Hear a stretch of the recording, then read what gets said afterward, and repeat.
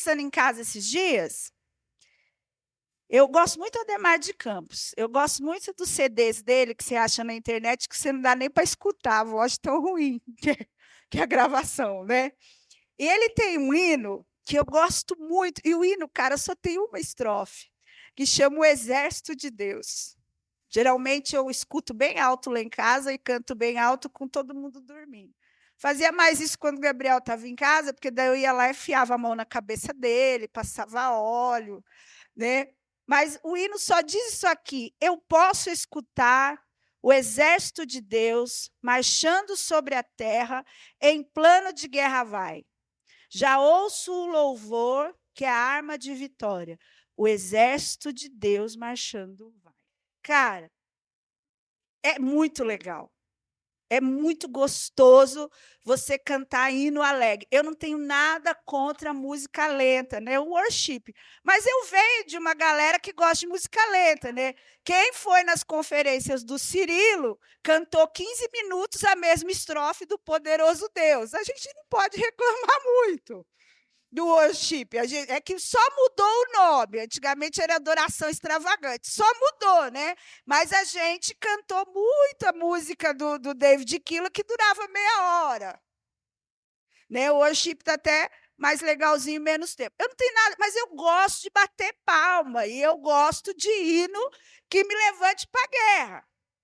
Meia hora de glória e aleluia, você fica tristinho, né? E aí você começa a chorar. Mas isso tudo é armado para a gente chorar mesmo. Né? Tudo armado para você ficar, oh, né? Como eu sou um coitado, pobre, cego e nu. Mas a verdade é que eu gosto de hino que fala, vai, levanta.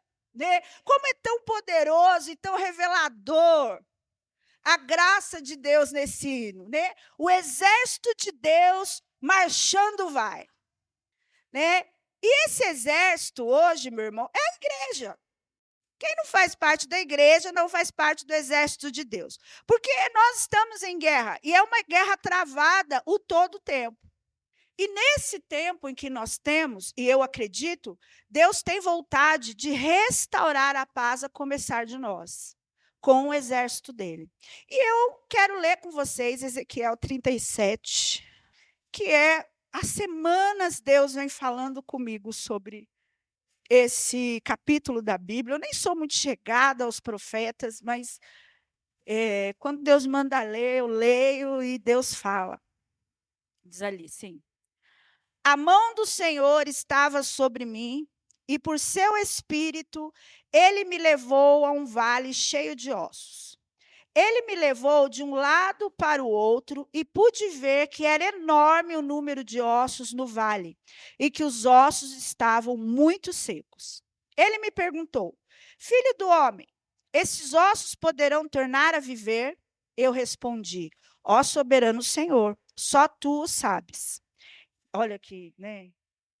Que preguiça, né? Só tu sabe. Pode, né? Pode. Então ele me disse: profetize a esses ossos e diga-lhes: ossos secos, ouçam a palavra do Senhor. Assim diz o soberano Senhor a estes ossos: farei um espírito entrar em vocês, e vocês terão vida. Porei tendões em vocês e farei aparecer carne sobre vocês e os cobrirei com pele. Porém um espírito em vocês e vocês terão vida. Então vocês saberão que eu sou o Senhor. E eu profetizei conforme a ordem recebida. Enquanto profetizava, houve um barulho, um som de chocalho, e os ossos se juntaram, osso com osso.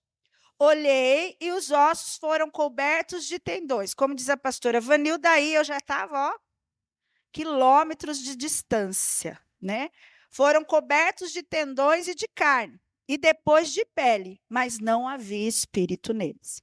A seguir ele me disse: profetize ao espírito, profetize, filho do homem, e diga-lhe: assim diz o soberano Senhor: venha deste os 4 ventos, ó espírito, e sopre dentro desses mortos para que vivam.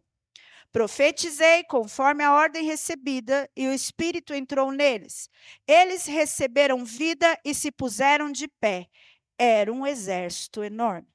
Então ele me disse: filho do homem, esses ossos são toda a nação de Israel.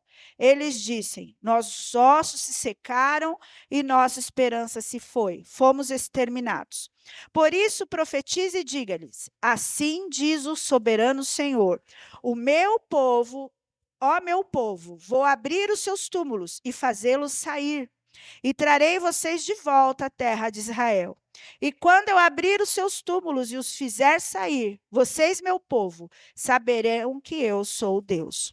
Porei o meu espírito em vocês, e vocês viverão, e eu estabelecerei sua própria terra. Então vocês saberão que eu, o Senhor, falei, e o fiz seus companheiros, palavra do Senhor. Amém? Há umas 4 semanas, Deus vem falando ao meu ouvido sobre essa parte da Bíblia. Eu tenho um plano de leitura e eu acabava não lendo, né? E aí depois o Marcos citou, a pastora Vanilda citou, e eu fiquei um pouco mais atenta. Né? Ezequiel é um profeta do exílio, ele estava exilado na Babilônia. Né? Ele é levado cativo, eu acho que na segunda deportação, né, do rei Joaquim, e ele era sacerdote também. Então, ele era profeta e sacerdote. Ele está na mesma época que Daniel e Jeremias, ok? Daniel está profetizando no palácio da corte, Ezequiel está profetizando aos escravos cativos, e Jeremias está profetizando em Jerusalém, para os que ficaram. Né? Então, esse povo que estava no exílio, essa palavra é para o povo do exílio. Por quê? Porque eles estavam sem esperança, como ossos secos, sem forças, desmontados. Então, Deus traz uma profecia a Ezequiel para trazer esperança para o pessoal que está lá no exílio, que deixou família, perdeu tudo e virou escravo. Né? Deus está trazendo algo firme. Olha, no futuro, eu vou tirar vocês daqui. E, de fato, aconteceu. Esse povo volta para Jerusalém, né, para a reconstrução dos muros, mas isso demora um pouquinho. Mas eles estavam ali sem esperança. Deus detalha como ele faz isso. Né? Ele fala para Ezequiel, nós vamos juntar os ossos, depois os nervos, depois carne e depois pele. Mas mesmo assim, um ser humano, Deus olha e fala, não tem vida, vou soprar o meu espírito para que eles tenham vida. Então, assim como Deus fez com Adão, Deus faz, Adão e Eva, Deus faz com esse exército na profecia. E fala assim, sopra o meu espírito, e quando o Espírito Santo vem neles, eles se levantam e assim eles se tornam um exército. Até então, eles não eram um exército, eles só eram um corpo humano tomando forma. Né? Deus, ao longo da história, ele vai formando exércitos para as grandes batalhas. Primeiro, ele faz de Israel um grande exército. Quando você vê o Velho Testamento, toda a estrutura de acampamento, de marcha, saindo do Egito, quando começa o tabernáculo, há um processo de marcha. Tantos vão na frente, tantos atrás, a arca no meio, o tabernáculo sendo carregado pelos levitas. É tudo muito cuidadoso. Por quê? Porque Israel precisava ser um povo de guerra para se livrar das armadilhas dos inimigos. Então, Deus faz de Israel um povo de guerra. E eles vêm assim aos anos dos anos. Né? Não existe uma inteligência melhor do que a inteligência do Israel de hoje sobre guerra. Né? Mas lá no Novo Testamento, o Israel de Deus muda. O Israel de Deus não é mais o Estado de Israel. O Israel de Deus é a igreja. E aí se forma um exército diferente. Não é mais que nem o Israel lá do Velho Testamento, em que o povo tinha que matar para sobreviver, que tinha que exterminar para não ser vencido pelo mal. O Israel de Deus agora, que é a igreja de Cristo, ela é levantada para guerrear e tirar a humanidade da mão de Satanás. Esse é o Israel de Deus. A igreja luta para livrar a humanidade da mão de Satanás. Isaías 59, 16, diz assim, ele viu que não houve ninguém Admirou-se porque ninguém intercedeu. Então o seu braço lhe trouxe livramento e a sua justiça lhe deu apoio. Usou a justiça como couraça, pôs na cabeça o capacete de salvação e vestiu-se de vingança e envolveu-se no zelo como numa capa. Isaías profetiza que quando Deus olha e não vê ninguém para socorrer Israel, não vê ninguém para interceder, ele mesmo se veste de soldado e vai à guerra, colocando o capacete e vestindo. Lá no Velho Testamento, essas lutas eram em trincheiras. O povo estava entrincheirado. Mas no Novo, quando Jesus vem, a luta não é mais contra o outro. A luta mudou de rumo. Agora é uma luta espiritual. O exército mudou. E aí, Paulo usa Isaías 59 e o exército romano para nos mostrar como é a luta agora. Porque a gente fica fissurado lá na luta de Israel. Tem que exterminar, tem que matar, tem que fazer, tem que acontecer. Mas meia hora de leitura bíblica no dia resolveria essa sua questão. A luta é espiritual. É por isso que a gente tem caído nas trincheiras, porque a luta não é mais de braço, não é mais sobre campo. O reino de Deus está aqui. Jesus já venceu. A luta agora é terminar a vinda de Jesus com a maior quantidade de gente possível dentro desse exército. Não é uma luta para encher a igreja, é uma luta para a consumação do reino, Jesus vir, levar a sua igreja cheia de gente. Cheia, porque a vontade de Deus é que todos sejam salvos, diz Romanos. Amém? Mas aí vamos ver então o que Paulo está falando sobre guerra. Efésios 6, 10. Vamos lá. Finalmente, fortaleçam no Senhor e no seu forte poder. Vistam toda a armadura de Deus para poderem ficar firmes contra as ciladas do diabo. Pois a nossa luta não é contra pessoas, mas contra os poderes e autoridades, contra os dominadores deste mundo de trevas, contra as forças espirituais do mal nas regiões celestiais. A luta é onde? A luta é onde? Nas regiões celestiais. A luta é onde? Ótimo. A luta é onde? A luta, então, é espiritual, ok? Por isso, por causa da luta ser espiritual, vistam toda a armadura de Deus. A armadura é de quem? Para que possam resistir no dia mau e permanecer inabaláveis depois de terem feito tudo. Assim, depois de tudo, mantenham-se firmes, cingindo-se com o cinto da verdade, vestindo a couraça da justiça e tendo os pés calçados com a prontidão do evangelho da paz. Além disso, usem o escudo da fé, com a qual vocês poderão apagar todas as setas inflamadas do maligno. Usem o capacete da salvação e a espada do Espírito, que é a palavra de Deus. Orem no Espírito em todas as ocasiões, com toda oração e súplica. O que é súplica? É pelo amor de Deus, tem misericórdia de nós. Isso é súplica, tá? Tendo isso em mente, né? Você já entendeu tudo? Está na mente? Estejam atentos e perseverem em oração por todos os santos. Então, Paulo diz assim, olha, a guerra mudou, meu irmão. A guerra não é mais por território. A guerra agora é por vidas. E ele nos ensina, o exército de Ezequiel, ele só se torna um exército quando o Espírito de Deus habita neles. E isso não muda.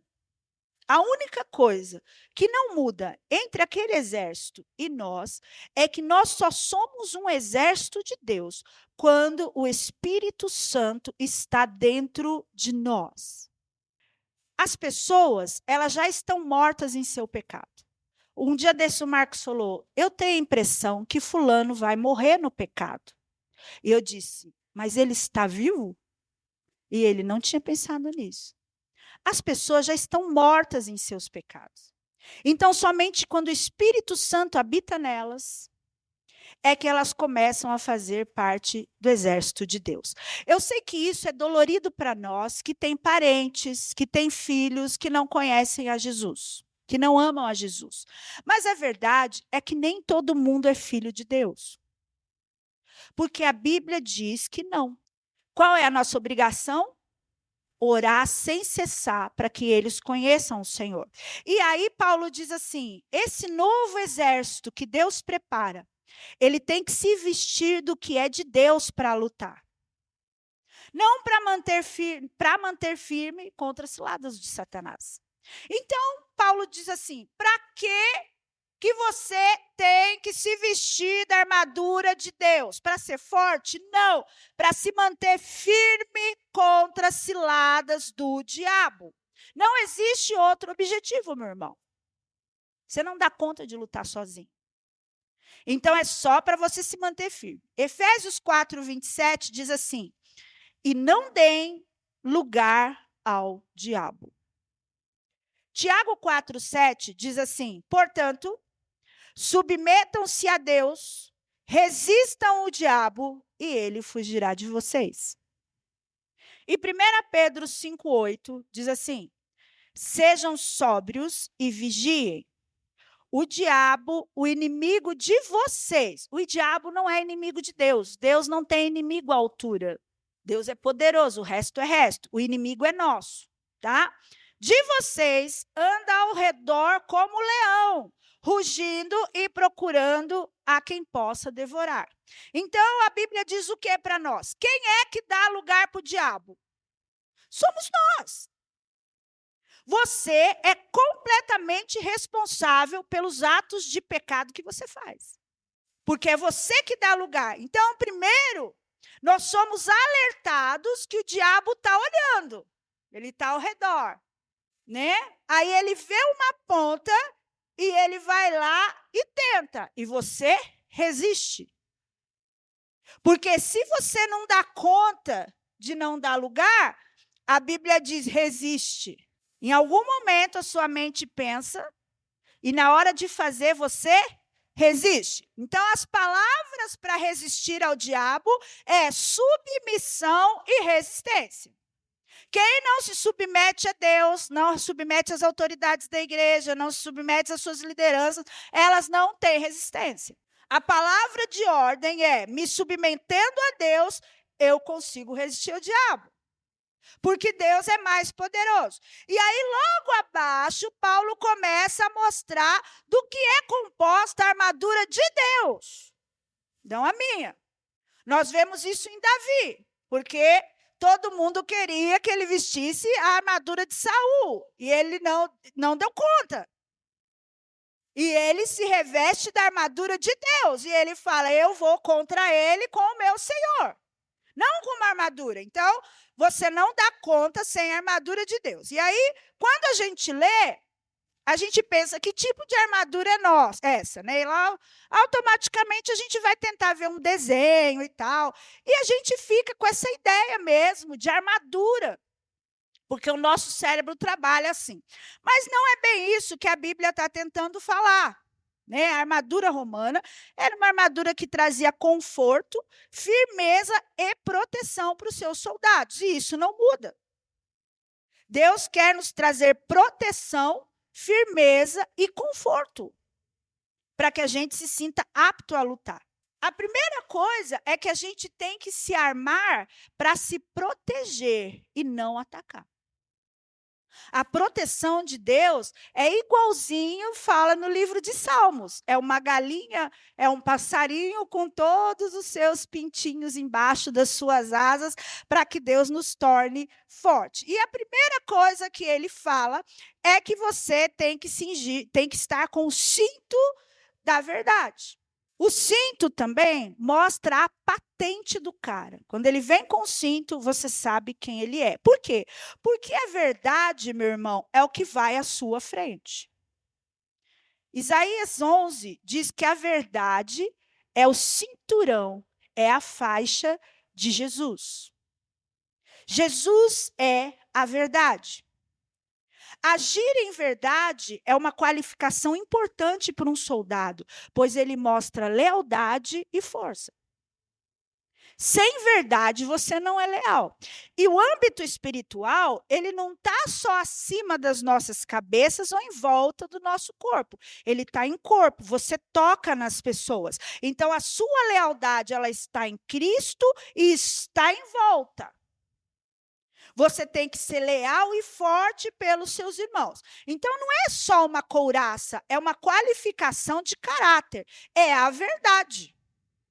Quando alguém mente para você uma vez, você não confia mais nela o resto da vida. Por quê? Porque a nossa mente sabe. Nós perdoamos, mas você nunca mais confia nela. Porque ela mentiu. E para ela conseguir resgatar isso de novo, a confiança é muito saco de sal comido junto. Por quê? Porque a verdade mostra quem é a pessoa. E a verdade é que um soldado tem. Como que se vai a uma guerra espiritual na mentira?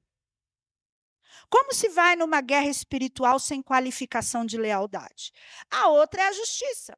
É uma couraça de justiça. Nós lemos aqui que Deus se veste de justiça para ir à guerra. Não a minha justiça, né? Diz a Bíblia que a minha justiça é trapo de imundície. Trapo de imundície é pano de menstruação, se vocês não sabem. É um pano que não serve mais. Então, o que eu penso sobre justiça? Eu penso sobre justiça, a justiça humana. Né? Não, eu tenho esse direito, eu vou no juiz, eu vou buscar os meus direitos, porque isso não é justo, mas essa não é a justiça de Deus. A justiça de Deus, eu já disse isso para vocês, ela é igualitária. A justiça de Deus, ela é posta para que todos sejam iguais perante o Senhor. Não há judeu, não há grego, não há homem, não há mulher, não há raça. Eu tenho tenho base bíblica para isso, graças a Deus. Horror à igreja de negros, igreja de branco, igreja de não sei o quê. Desculpa, meu irmão, posso estar sendo radical, eu nem assisto cultos desse tipo. Tá? Por quê? Porque na Bíblia não há classificação de raça para Deus. Na Bíblia, todos somos um. E quando você começa a repartir a igreja em guetos, você começa a repartir o reino de Deus em guetos. Não tem essa para mim. A melhor igreja é uma igreja igualitária. Todo mundo está ali. Se a igreja não se envolvesse em tantos assuntos de ideologia, nós não tínhamos problemas com isso. A igreja está sempre envolvida numa ideologia que não serve para porcaria nenhuma, mas ela não está envolvida na Bíblia que fala, não existe separação, não existe preto, não existe branco, não existe azul, não existe nada. Existe a humanidade restaurada pelo sacrifício de Jesus. É por isso que a gente não tem noção de justiça, porque nós estamos acostumados com a justiça humana, que tem que haver leis para a humanidade ser respeitada, para as mulheres não serem mortas, para os negros não serem achicalhados, para a ideologia de gênero não entrar na nossa casa. Precisa de leis humanas para isso, mas a lei de Deus é clara. A gente não se mete com isso, a gente se mete com o reino de Deus. Então, outra classificação para um bom soldado de Deus é vestir a justiça de Deus. A pergunta é, eu vou à guerra, o que Deus está achando disso? O que Deus pensa sobre isso? Não é o que eu acho. Eu vou falar. Eu tenho muito cuidado e vocês, olha o que eu estou falando para vocês. Vocês deveriam ter também para falar ou citar qualquer tipo de ideologia no púlpito sem correção e sem cuidado. O Satanás está assim, ó. É agora que eu vou meter um processo nele. Ele já está todo lascado, vai perder mais dinheiro. Por quê? Porque fala de coisas que não é da nossa conta. Nós temos que ensinar os nossos jovens, à luz da Bíblia, sobre a sexualidade em Deus. Passou disso, meu irmão, não se meta. Não fale. Não classifique. Por quê? Porque o diabo está tentando tirar os nossos olhos da justiça de Deus para colocar a justiça do homem. E aí a gente começa a classificar, a gente começa a falar de coisas a qual não entendemos profundamente para nos colocar em armadilhas.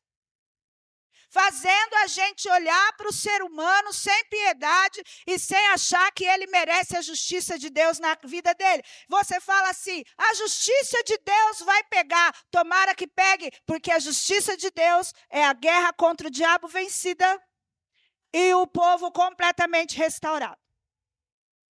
Se você não conhece, não fale.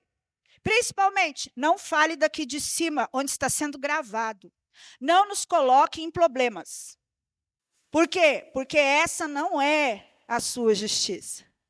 Eu escutei uma pergunta na quinta-feira passada. O pastor falou assim, existem duas paradas, a qual Jesus estaria? Você parou para pensar? E a minha resposta é a mesma que a dele. Mas talvez você tenha dúvidas sobre isso. Existem duas grandes marchas no mesmo mês, com uma semana de diferença. Aonde Jesus estaria? Cuidado. Cuidado com a sua justiça. Porque a sua justiça, sabe o que faz a nossa justiça? Faz com que a igreja, se você não conhece a história da igreja, vá buscar. Faz com que queime mulheres, porque acha que elas são bruxas. Por quê? Porque elas falam com Deus. Matam homens. Por quê?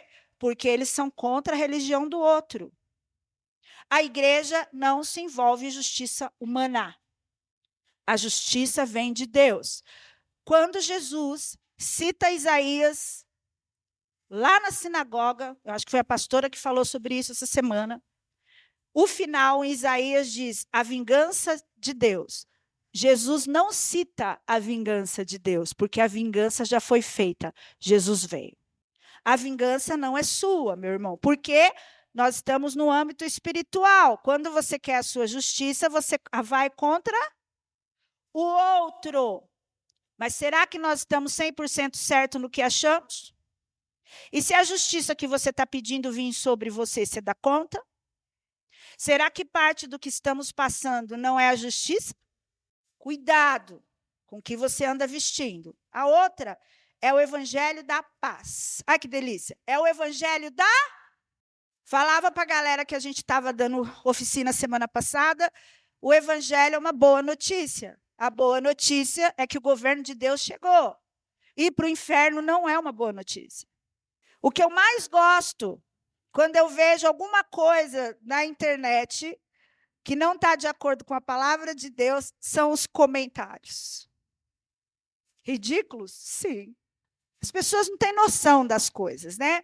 Aí, em vez de eles instaurarem a paz e ficarem calados, nossa, Deus vai pesar a mão. Nossa, isso vai contra a palavra de Deus. Mateus 5,9, olha que delícia. Bem-aventurados pacificadores, pois serão chamados filhos de Deus. Como que vai ser chamado? Eu não estou falando de inércia, ok? Não estou falando de covardia e de omissão. Eu não vou fazer nada porque eu sou um pacificador. Eu estou falando de alguém que em qualquer situação promove a paz. Quem são esses caras que chegam em paz? Eles são chamados filhos de Deus.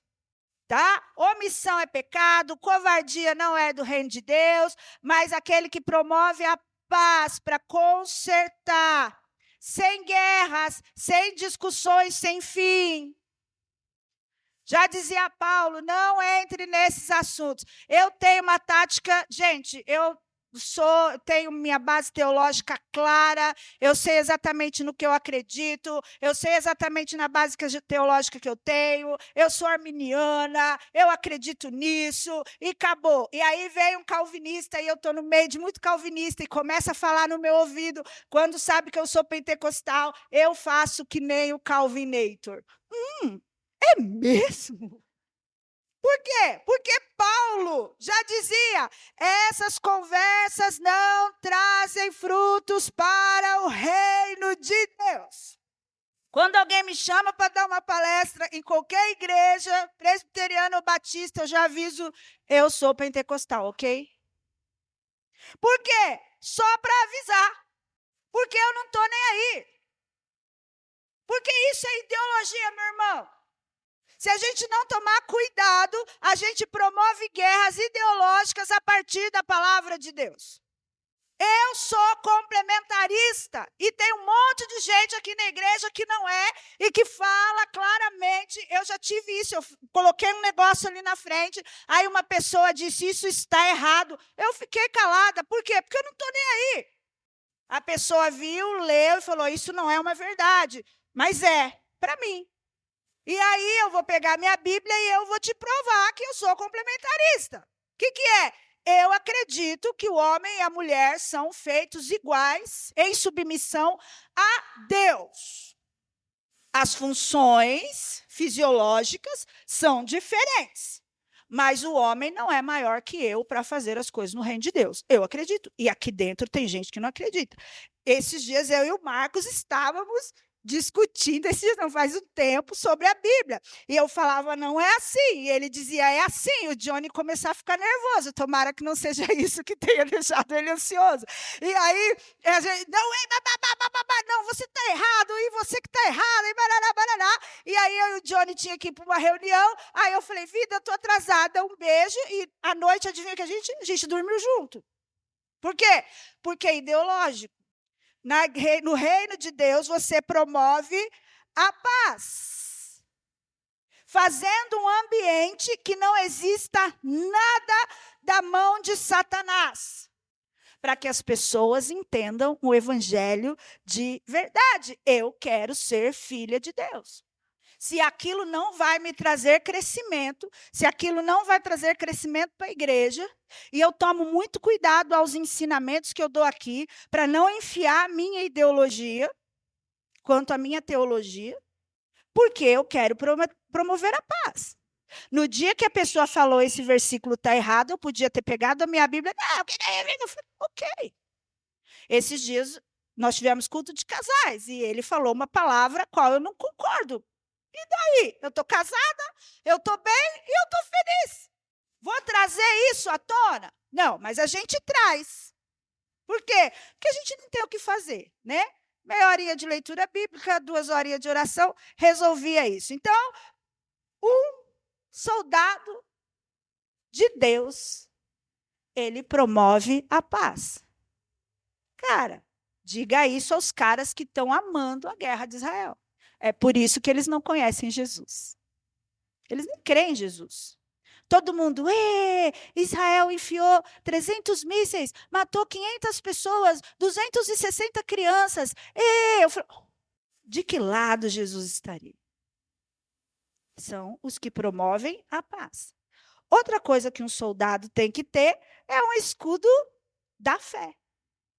Né? E aí, 1 João diz assim, que nós vencemos o mundo através da fé. Nós conseguimos vencer o mundo porque a fé nos faz sóbrios. Né? Você já viu gente bêbada, né? É ridículo. Né? O cara não dá conta nem de segurar o xixi. Né? A Bíblia diz que você tem que ser sóbrio. É uma pessoa que dá conta de segurar a fé, de saber em quem confia. A fé não nos deixa ansiosos, porque a gente confia. Foi uma conversa da pastora Vanilda lá em casa em oração. Ela falou, eu estou orando para você não sucumbir. Eu falei, cara, eu não vou sucumbir, não. Eu sei em quem tenho crido. E eu vou contar para vocês. Talvez parte de vocês não saiba, só minha Baque e a Adriana, que é mais próxima, mas o pau está comendo lá em casa. O Marcos está doente, o Gabriel está preso, tem outros problemas, às vezes o Manassés tem crise de ansiedade, e o bicho está pegando. E eu estou linda e maravilhosa. Por quê? Porque se Deus não fizer, eu vou fazer o quê? Sabe o que eu vou fazer? Pegar minha mala e ir embora. Não, meu irmão, eu tenho certeza que Deus está no controle da minha vida, da minha casa, do meu ministério. Eu vou te contar Rapaz, em 2 semanas que eu peguei a liderança da MPC, nós já implantamos 5 cidades em São Paulo. 5 cidades em São Paulo. Por quê? Porque, cara, eu trabalho para Jesus, não trabalho para Satanás. A fé não nos deixa tendenciosos. Você sempre tem uma tendência. Ai, né? Tadinho. Ai, é isso. Ai. Não.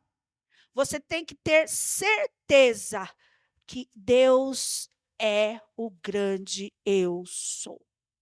O livro de Mateus fala que Deus enviaria Jesus para ele poder viver conosco, e é assim que eu venço o mundo todos os dias. Todos os dias. E é assim que a gente vai vencer, porque olhando em volta, você vê alguma coisa para dar certo? Você vê o mundo melhorando? Eu acho que a gente está bem naquele versículo de Mateus, em que Jesus diz assim, ai das grávidas. Por quê? Qual o futuro das crianças? Quem que vai discipular os meus netos? Se eu não tiver fé, que nem eu vi os meninos lá no Equibalo, estou vendo os meninos se movimentar para ir fazer evangelismo hoje. Se a gente não tiver fé que essa geração vai ser sarada, o que nós vamos fazer com as nossas crianças, com os nossos bebês? É fé, meu irmão. Você tem que ter essa certeza. Não saia daqui hoje sem essa vestimenta de Deus. Fé. Deus vai fazer o que for melhor. Deus está no controle de tudo. E por que você está nessa posição? Porque Deus está à frente. A outra é o capacete da salvação. Deus coloca esse capacete em nós para que a gente possa lembrar que o diabo já perdeu. Porque se a salvação chegou, Jesus fez tudo o que tinha para fazer na cruz. Ontem eu falava para uma cliente LGBT. Eu amo Jesus. E ela ficou calada me ouvindo. Jesus não precisa fazer mais nada por mim. Deus não precisa fazer mais nada por mim. Eu não preciso de um plus. Eu não preciso que o morto levante e ande mais, porque eu creio que ele possa fazer o morto levantar e andar. Mas isso não aumenta a minha fé. A minha fé é estabelecida a partir do caráter de Deus. Por quê? Porque eu tenho um capacete de salvação. Romanos 8 diz assim, portanto, quando diz portanto, é porque é isso e acabou, ok? Agora já não há condenação para os que estão em Cristo Jesus. Porque por meio de Cristo Jesus, a lei do Espírito da vida me libertou da lei, do pecado e da morte, e amém. O que mais eu preciso? Através de Cristo Jesus, o pecado não me domina mais. Sou eu que de vez em quando dou lugar a Satanás. Eu não vou morrer mais, meu irmão. Esse corpo vai acabar. E quando acabar, você já tem a playlist do meu velório. Eu quero ser cremada. Diz o Natanael que não vai cantar Além do Rio Azul. Eu entendo, nós vamos achar outro. Mas enquanto eu sou cremada, vai cantar Deixa Queimar, porque essa é a ideia. Mas eu vou viver eternamente nos braços do Pai. Por quê? Porque Jesus Cristo, ele foi ao Hades e voltou. E subiu, está à direita de Deus. Deus é superior, Deus é soberano. Por que a gente tem tanto medo do pecado? Porque nós estamos nos esquecendo que nenhuma condenação há para aqueles que estão em Cristo Jesus, nosso Senhor. É promessa de Deus, meu irmão. É promessa de Deus a salvação. Você tem que trazer isso na sua mente. Satanás, eu sou salvo. Jesus já me salvou. E a outra é a espada. Nossa, de toda armadura, você só tem uma espada para se defender. Que lasqueira, né? Você não tem rojão, você não tem espingarda, você não tem nada. Você tem uma espada, que é a palavra de Deus. Por quê? Hebreus 4:12 diz assim: pois a palavra de Deus, a palavra de quem? É viva e eficaz. Né? Quem é a palavra de Deus? Jesus, cara, porque no princípio era o verbo era Deus, e o verbo estava com Deus. É Jesus, a palavra de Deus é Jesus. É mais afiada que qualquer espada de 2 gumes. Ela penetra ao ponto de dividir alma e espírito, juntas e medulas, e julga os pensamentos e intenções do coração. Eu não sei o que fazer. A palavra sabe. A palavra sabe. Esses dias eu conversava com a pastora Vanilda e eu ficava pensando, né? A gente conversando sobre umas situações e ela falando, não, eu falei para fulano, falei para ciclano, parará, parará, parará. E eu fiquei pensando, cara, parece que a gente nunca falou para as pessoas que as práticas delas são ruins e são pecado. Dá a impressão que eu e o Marcos, nós somos bobos da corte. Que nunca a palavra de Deus foi pregada. E essas pessoas não sabem que a situação delas é de pecado. Que nunca foi sentado e disse, olha, meu irmão, isso é pecado. Porque a palavra de Deus, ela faz isso.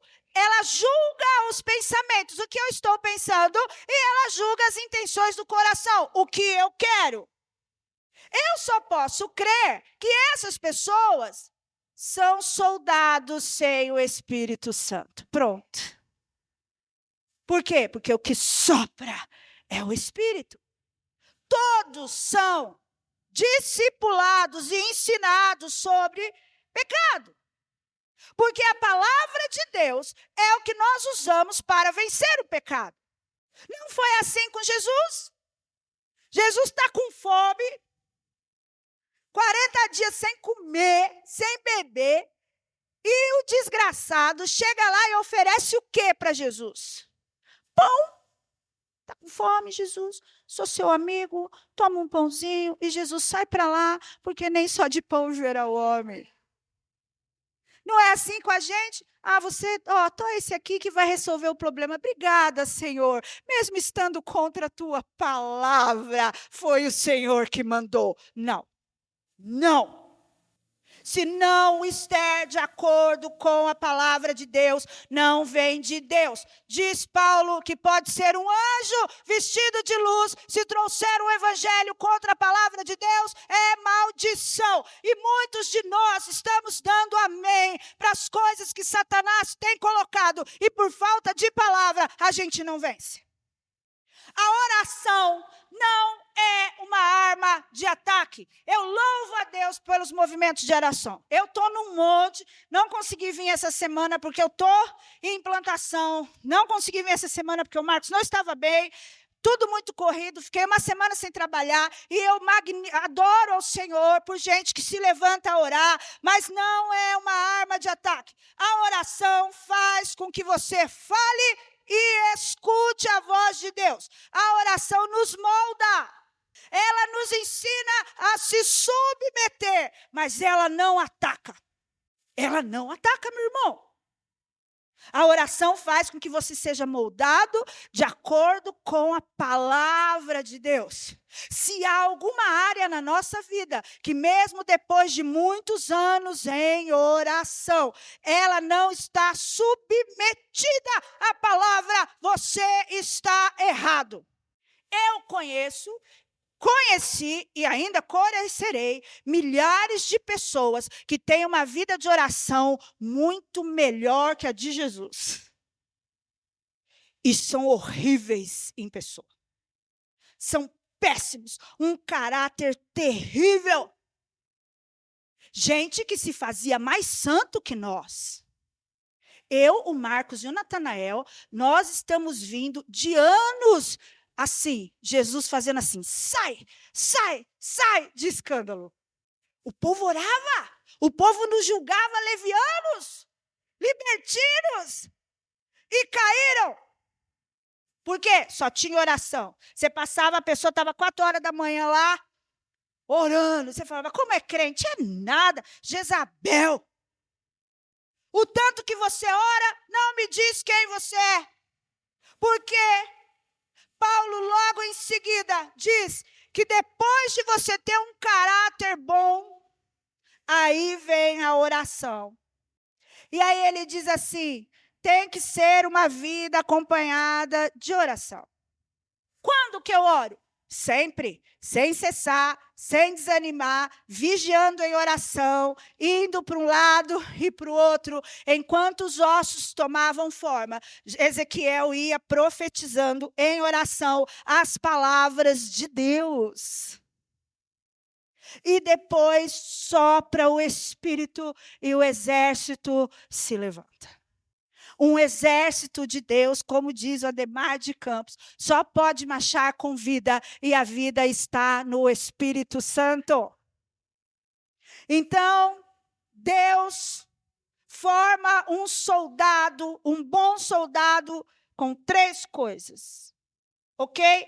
Saia daqui responsável por si mesmo, principalmente os mais jovens. Porque os velhos já deviam saber disso. Primeiro, vigilância. A vigilância entre submissão e resistência. É o meu neto. Vigilância, onde está submissão e resistência. Se você não vigia, você vai cair, meu irmão. Sabe onde você vai cair? Nas ciladas de Satanás. Por quê? Porque você não se submete a Deus e você não resiste ao diabo. Você deixa ele fazer o que quiser, a hora que quiser, porque Deus entende. Então, um bom soldado é vigilante. Você já viu algum soldado dormir na trincheira? Eu me lembro uma vez que a Andréia me contou que acho que um capitão chegou na porta do exército e o Pedrinho tinha dado uma cochiladinha. Gente, eu fiquei com tanta dosinha, Andréia. Não, mas eu entendo. Uma cochiladinha. Aí levou uma bronca, porque deu uma cochiladinha. Um soldado não cochila. Um soldado vigia o tempo todo. Será que isso não é uma armadilha de Satanás? Será que essa conversa não é uma armadilha de Satanás? Será que este homem não é uma armadilha de Satanás? Será que este dinheiro não é uma armadilha de Satanás? Será que essa amizade não é uma armadilha de Satanás? Vigilante. E o que você faz com as suas coisas? Você submete ela a Deus e você resiste ao diabo. Mesmo que isso, meu irmão, vá te trazer um monte de inimizade. Mas quem é amigo do mundo não é amigo de Deus. A outra coisa que um soldado tem que ter é um caráter aprovado.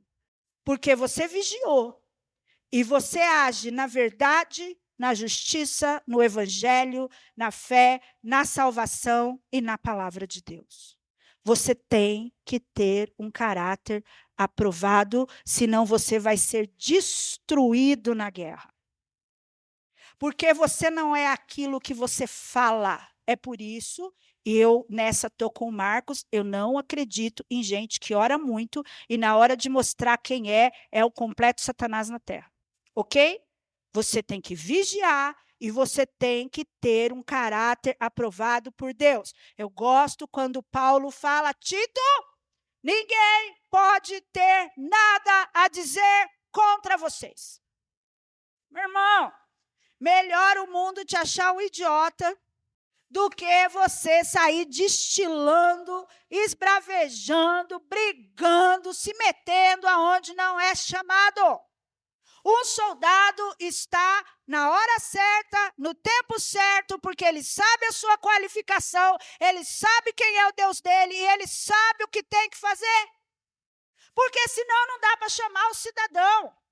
Como é que vai para uma guerra fazer uma trincheira sem saber quem é, sem ter um caráter aprovado por Deus, agindo na mentira, pedindo sua própria justiça, não conhecendo os pilares do evangelho, duvidando da salvação, sem conhecer a palavra de Deus? Você vai ser destruído. E ainda a gente vai ter que voltar para te carregar. Porque a gente não pode deixar os amigos morrer na trincheira. Por quê? Porque a Bíblia diz que se não se apaga o pavio que está fumegando. Se há um sopro na vela, você... E ela nasce de novo. Aí a gente tem que carregar os feridos. E a gente tem que parar e fazer oração. Ir de casa em casa, fazer aconselhamento. Por quê? Porque o caráter da pessoa está sempre em dúvida. Sempre um planejamento sobre não ser nem um pouquinho parecido com Jesus. Sabe, meu irmão, seguir Jesus não é fácil. Não é mesmo, não. Sabe por quê? Porque você tem que lembrar que não vive mais você, mas Cristo vive em você. E aí você tem que tomar as decisões a partir de Jesus, que é perdão, arrependimento, graça. Não é? Eu não comeria com Judas. Desculpa, meu irmão, eu estou em processo de santificação. Se você comeria, mas eu sei que eu parto o pão com um monte. Mas eu sei quem é? Claro que não. Por quê? Não me interessa. Na vida, no dia a dia, no seu emprego, na faculdade, na escola, com seu vizinho. Cara, você está lá partindo o pão com os caras. Eu não partiria se eu soubesse. Geralmente, a primeira coisa que eu faço é me afastar. Me afastar. E eu conversava sobre isso com a Adriana lá fora. Nós estamos aí na caminhada há quase 40 anos, eu e a Adriana. E, cara, eu me afasto. Ainda não estou parecida que nem Jesus. Eu preciso disso na minha vida. Eu preciso ter um olhar misericordioso ainda sobre essas questões. Porque isso ainda me faz cair. Mas Jesus partiu o pão com Judas. E a gente tem que aprender a partir também. Por quê? Porque um exército não é formado de gente que se parece com Satanás. É de gente que se parece com Jesus. E aí, por último, Paulo diz, oração. Por que será, né? Jesus também falou último a oração. Primeiro vigia, depois ora. Primeiro você tem que saber o campo que você está metendo o pé, depois você ora.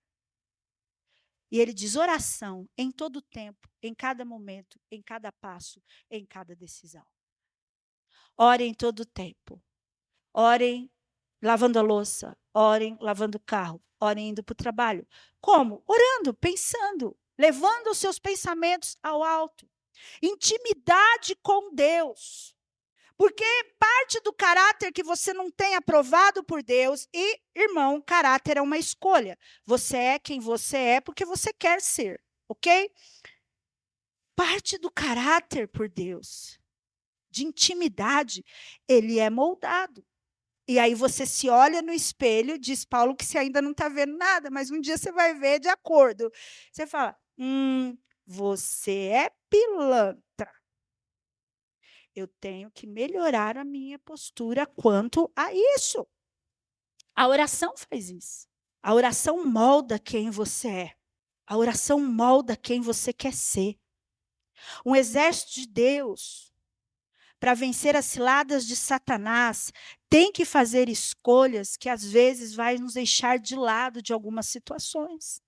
Porque nós estamos calçados com as sandálias do Evangelho. Nós não podemos voltar atrás, porque cheios do Espírito Santo, nós sabemos bem o que Deus quer de nós. E nós vamos avançar. Não adianta orar sem cessar e não vigiar. E não mudar o modo de viver. Ou se fechar. Isso não resolve as coisas. O que resolve as coisas é vigiar, ter um caráter aprovado e ter uma vida de oração. Não tem problema, meu irmão. Orando em todo tempo, pedindo perdão, assumindo os erros. Assumindo que às vezes, mesmo a gente sendo tão bonitinho, né? A gente erra, a gente peca, a gente tem que ir lá e se submeter. E falar, me perdoa, meu irmão, eu pequei. Cara, foi a primeira coisa que o filho pródigo fez. Ele veio andando já pedindo perdão e pensando como ele ia fazer isso, porque é vergonhoso. E aí você vai andando e vai falando, não, vou chegar lá e vou falar para Deus, Deus, eu te peço perdão, mas se você não se submeter ao seu irmão, você não tem caráter aprovado. Não tem. Foi uma conversa que tivemos em casa essa semana. Não é porque é bíblico que você pode falar do jeito que você quer. Você segue o padrão de Deus. No exército de Deus, quem está à frente é Jeová Sabaote, o Senhor dos exércitos.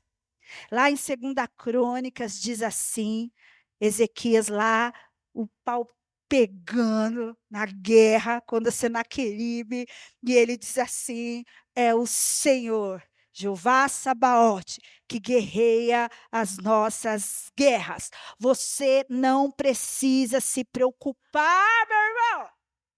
Se você está vigiando, orando e tem um caráter aprovado por Deus, é Jesus que está na frente das guerras. Jesus está guerreando por nós. Nós só temos que nos proteger e ter a palavra na boca. Quando Satanás vir com um dardo do maligno, você fala, não, Satanás, porque Jesus já me salvou. Deus está derramando armaduras para nós essa manhã, para que nós possamos resistir ao diabo e ele fugir de nós. É isso que a Bíblia fala. A gente está sempre caindo em armadilhazinhas, porque a gente não vigia, porque o nosso eu e o nosso caráter tem sido reprovado na hora da batalha. A gente cai, porque a gente é bobo. Mas a Bíblia diz que nós, sim, somos mais que vencedores no exército de Deus. A pergunta que eu quero fazer para nós essa semana, o seu caráter está te protegendo das ciladas do diabo? Não é a oração que te protege, meu irmão. Não é. O seu caráter, quem você é, está te protegendo das ciladas de Satanás, quem você é quando ninguém está vendo, o que você pensa quando ninguém pode ouvir, o que você fala. Irmão, deixa eu te contar uma coisa pior para você. Se tiver tudo certinho, nós temos um problema aqui. Se você não tiver pecado nenhum, por que Jesus não levou você embora ainda? Porque todo mundo que eu conheço fala isso, não sei se é uma verdade, mas que quando a pessoa está num nível de santificação, Deus leva que nem Enoque para não pecar de novo. Então, cara, se você está aqui ainda, você tem umas coisas para resolver, ok? Se você está aqui ainda, é porque você precisa ser moldado ainda. Você não é santo, ninguém é santo. Um dia falaram para Jesus, ô meu bom, aonde você está indo? Ele, quem é bom, filhão? Bom é só Deus. Não foi isso que Jesus falou? Nós precisamos ser soldados parecidos com Jesus. E é por isso que eu gosto tanto do hino da Ademar de Campos, né? Quando você vê um exército de gente fazendo um barulho santo, promovendo a paz, marchando sobre a guerra, no plano de Deus, o exército de Deus vai marchando. A verdade de hoje, meu irmão, para você, é que no final, nós somos o que fazemos. No final, sempre vai aparecer quem é você de verdade. Na pressão, sabe quando você está pressionado? Sempre vai aparecer quem é você. Porque um exército de Deus vai nas trincheiras em santidade. O seu caráter promove santidade. O meu é falho ainda em muitas coisas. Principalmente na crítica. Eu venci muitos pecados na minha vida. Muitos pecados. Muitos. Tenho que vencer muitos outros. E eu não tenho vergonha de falar disso, porque essa é a minha história com Deus, sabe? Deus agindo no meu tempo, na minha história, na minha conversão, na ação do Espírito Santo, no meu ministério. Deus foi mudando meus caminhos, sabe? E fazendo quem eu sou hoje. E eu falo, nossa, como foi que Deus olhou para mim e viu algo bom? Olha que delícia. Ele olhou para mim e confiou em mim. Ele olha para nós, para você, nesse momento, e ele confia em você. Por quê? Porque ele quer nos moldar para fazer parte de um exército que vai pregar o evangelho e fazer a humanidade se render a ele. Meu irmão, seu problema não é com o próximo. O seu problema é que você não está vigiando, não está com o caráter aprovado, está orando errado. Se coloque de pé.